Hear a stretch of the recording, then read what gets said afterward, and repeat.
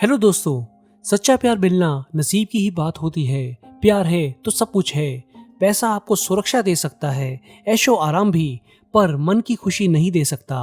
पर यह भी सच है कि हर कोई इतना किस्मत वाला नहीं होता कि उसको सच्चा प्यार मिल जाए। हो सकता है जिसको आप प्यार समझ रहे हो वो एक धोखा हो।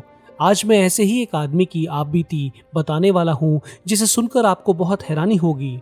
इसको आप अंत तक देखें क्योंकि इसके अंत में एक कमाल का सबक छुपा हुआ है। इस आदमी की कहानी, उसी की जुबानी। चलिए शुरू करते हैं। मैं आज से 10 साल पहले की बात बताता हूँ। तब मैं एक बैंक में असिस्टेंट डायरेक्टर था। मैं बहुत मेहनत करता था, पैसे भी ठीक ठाक कमाता था। उस साल का बोनस ठीक आया, इसलिए मैंने उस साल नए साल की छुट्टियां अपनी बीवी के साथ स्विट्जरलैंड में बिताई। मैं जिस तरह हो सकता था अपनी बीवी को खुश रखने की कोशिश करता था। वो छुट्टियां बहुत कमाल की बीती और जब खत्म हुई तो वापस काम पर जाने का समय आया तो बिल्कुल भी मन नहीं था, पर काम तो करना ही था। मेरी किस्मत बहुत अच्छी चल रही थी। अगले कुछ महीनों में मैंने कई बड़ी बड़ी डील्स तय करी, जिससे कई बड़ी बड़ी कंपनीज ने हमारे बैंक में पैसे डाल दिए। मेरा बॉस मेरे से बहुत खुश था। यही नहीं, उसकी प्रमोशन भी इन्हीं डील्स के चलते हो गई थी। उसने मुझसे वादा किया कि वो मेरा प्रमोशन करवा देगा, जिससे मैं उसकी पोजीशन पा लूंगा। मैंने कुछ सोचकर कुछ दिन की छुट्टी मांग ली। यही समय था थोड़ा काम से दूर रहकर बीवी के साथ समय बिताने का। उसने फौरन मंजूरी दे भी दी। मैं जैसे खुशी से नाचता हुआ घर आ गया। प्रमोशन और उसका पूरा मजा लेने के लिए कुछ दिनों की छुट्टी, और क्या चाहिए। मुझे नए नए सपने दिख रहे थे। उस दिन काफी जल्दी ही घर आ गया तो मैंने सोचा कि आज बीवी को एक सरप्राइज दिया जाए। मैंने उसकी पसंद का खाना बनाया। जैसे ही वो काम से घर आई, मुझे देखकर हैरान हो गई।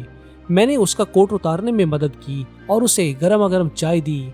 उसको ये सब अलग लग रहा था। मैं भी मस्ती के मूड में था, तो खाना खाते हुए मैंने उससे मजाक करने की सोची।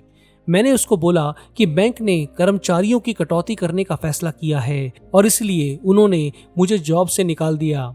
वैसे तो मुझे समय मिलता नहीं है, नौकरी से निकाले जाने के कारण मैं तुम्हारे साथ ज्यादा समय बिता पाऊंगा, ऐसा मैंने शरारत से उसे बोल दिया। मैं उसके चेहरे के बदलते रंगों की तरफ देख रहा था। मेरा इरादा तो उसे छेड़ने का ही था, पर अचानक से वो उठी और बिना कुछ भी कहे बेडरूम में चली गई।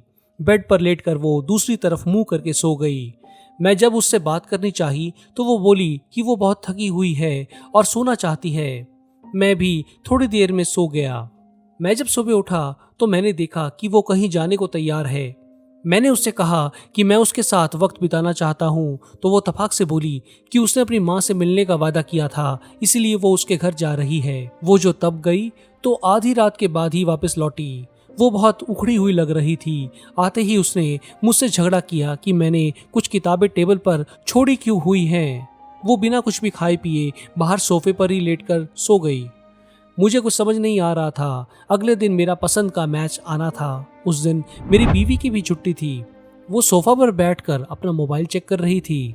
जैसे ही मैं उसके पास आकर बैठा, वो एकदम से मेरी तरफ मुड़ी और बोली, मैं जॉब देखना कब शुरू करने वाला हूँ। मेरा दिमाग उस समय टीवी पर चल रहे मैच की तरफ ही था और शायद मैं उसकी बात समझ ही नहीं पाया। मैंने बोला कि आज मैं इस मैच को देखने वाला हूँ। मेरे को भनक भी नहीं थी कि वो मेरे जॉब के बारे में किए गए मजाक को सच मानकर बैठी हुई है। तभी वो चिल्लाने लगी, क्या तुम मेरे पैसे पर जीने की सोच रहे हो? मैं हैरान था। तब मुझे बात समझ में आई। मैंने उसके माथे पर किस किया और कहा कि मैं मजाक कर रहा था। उसने शायद सुना ही नहीं और वो तेजी से अपने कमरे में चली गई और उसको अंदर से बंद भी कर लिया। शाम को मेरे पिता के एक गहरे दोस्त का फोन आया और उन्होंने पूछा कि क्या मैं उनके लिए लकड़ी का एक टेबल बना सकता हूँ। मैं आपको बता दूं कि मैं ये लकड़ी का छोटा मोटा काम शौकिया तौर पर कर लिया करता था और खास उनके लिए मैंने पहले भी कुछ चीजें बनाकर दी थी। बस मैं उसमें लग गया। वो दिन बीता, अगले दिन भी बीत गया। अगले दिन भी सुबह सुबह मेरी बीवी बिना कहे कहीं चली गई और रात को देर से लौटी। मैंने उस दिन भी बात करने की कोशिश की, पर वो पता नहीं क्यों एकदम कटी कटी रह रही थी। मुझे समझ नहीं आ रहा था कि प्रॉब्लम कहाँ है। वो मेरी कोई बात सुनने को तैयार ही नहीं थी। खैर, वो रात भी बीती। अगले दिन काम का दिन आ गया था। छुट्टियां कैसे बीत गई पता ही नहीं चला। जब मैं घर से निकला, मेरी बीवी सोई हुई थी। मैं उसकी नींद खराब नहीं करना चाहता था। जाते ही मेरे बॉस ने मुझसे हाथ मिलाया, मुझे बधाई दी, बोले कि मेरी प्रमोशन को मंजूरी मिल गई है। उन्होंने इसके लिए जरूरी कार्रवाई शुरू कर दी थी। कुछ ही दिनों में मैं अपने डिपार्टमेंट का हेड बन जाऊंगा। मेरी खुशी की कोई सीमा नहीं थी। मेरी सैलरी एकदम से बहुत ज़्यादा बढ़ जाएगी, ये खुशी मुझे सबसे पहले अपनी बीवी को शेयर करनी थी। मेरे मजाक से वो इतना परेशान हो गई है, पर तब भी मुझे लग रहा था कि कोई और बात भी है जो उसको परेशान कर रही है, जिसका मुझे कुछ भी नहीं पता। मैंने उसे कॉल किया, कई बार ट्राई करने के बाद भी उसने फ़ोन नहीं उठाया। मैंने सोचा कि सबसे बढ़िया मौका है सरप्राइज देने का। मैंने उसके पसंद के फूलों का एक बहुत ही सुंदर बुके लिया, साथ ही शानदार कैंडल्स भी ली ताकि इस सजावट के साथ रोमांटिक डिनर किया जाए। घर पहुंचा तो एकदम सन्नाटा था। पत्नी का लैपटॉप गायब था। देखा तो उसकी अलमारी भी एकदम खाली थी। यहाँ तक कि बेडरूम की दीवार पर लगी एक बहुत कीमती पिक्चर भी नहीं थी। घर में अलग अलग जगह लगी कई सारी ऐसी पिक्चर गायब थी जो बहुत कीमती थी और हमने उनमें काफी पैसे खर्च किए थे। यहाँ तक कि दराज में रखे पैसे तक गायब थे। मेरा दिमाग घूम रहा था, किसी ने हमारे घर में जरूर चोरी की है। पर थोड़ी देर के बाद मुझे समझ में आने लगा कि माजरा क्या है। मैंने कार स्टार्ट की और बीवी की माँ के घर गया।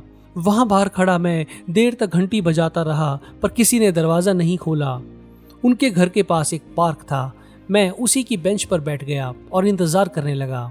मैं सोच रहा था कि जैसे ही बीवी मेरे सामने आएगी, मैं उसे सच बताकर, माफी मांगकर, मनाकर घर ले जाऊंगा। मैं रात तक वहीं बैठा रहा। कुछ घंटों बाद मुझे जानी पहचानी आवाज सुनाई दी। मेरी पत्नी अपने एक पुराने बॉयफ्रेंड, जिसका नाम स्टीव था, उसके साथ घर से निकली। वो दोनों एक दूसरे से लिपटे हुए थे। मैं गुस्से में झपटकर उसके सामने आया और मैंने पूछा कि वो वहां क्या कर रही है। वो चिल्लाकर पलट के बोली, तुम यहाँ पर क्या कर रहे हो? क्या तुम्हें समझ नहीं आया कि मैं घर छोड़कर इसलिए आई कि मैं तुम्हारे साथ रहना नहीं चाहती? जब मैंने उससे इसका कारण पूछा तो वो बोली, मैंने एक बैंकर से शादी की थी, एक कारपेंटर से नहीं। मुझे जो चाहिए वो स्टीव ला कर देगा। मेरा तो खून जैसे जम ही गया था।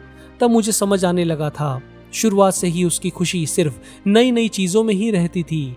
नई ज्वेलरी, नए कपड़े, नई कार, नया घर।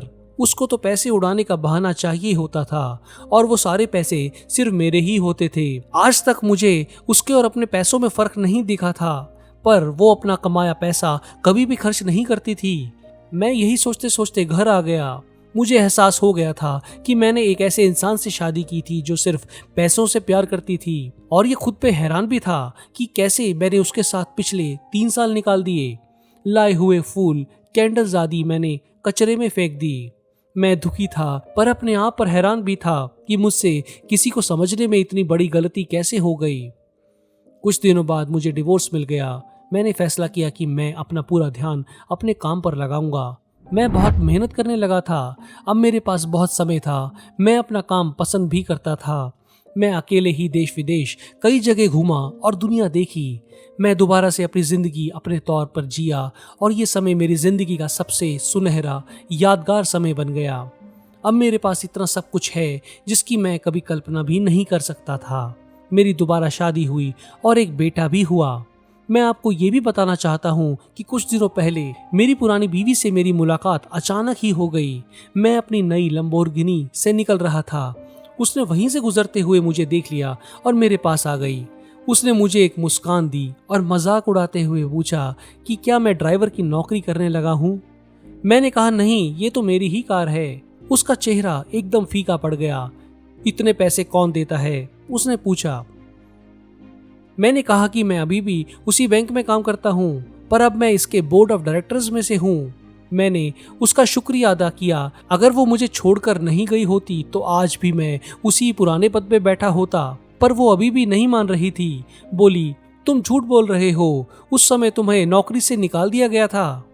ये सच नहीं है। उस समय मुझे 3 दिन की छुट्टी दी गई थी। मैंने तो सिर्फ मजाक किया था, पर आज अगर मैं देखूं तो उस मजाक से मेरी जिंदगी हमेशा के लिए बदल गई और बेहतर बन गई। तुमने मुझसे कुछ पूछा ही नहीं। मैंने हालांकि तुम्हें बताना भी चाहा। किसी तरह से उसने मुझे कॉन्ग्रेचुलेशंस दी और मुड़कर तेजी से चली गई। मैंने देखा वो और उसका पति स्टीव एक पुरानी सी कार में वहां से निकले। मैंने सोचा कितना अच्छा हो कि उसे कम से कम अब तो सच्चे प्यार की कीमत समझ आ गई हो। दोस्तों, आपको ये वीडियो कैसा लगा मुझे कमेंट्स में बताएं। इस चैनल को सब्सक्राइब करें, बेल के निशान को भी दबा दें। जल्दी मिलते हैं एक और ऐसे ही मजेदार और दिल छू लेने वाले वीडियो के साथ। धन्यवाद।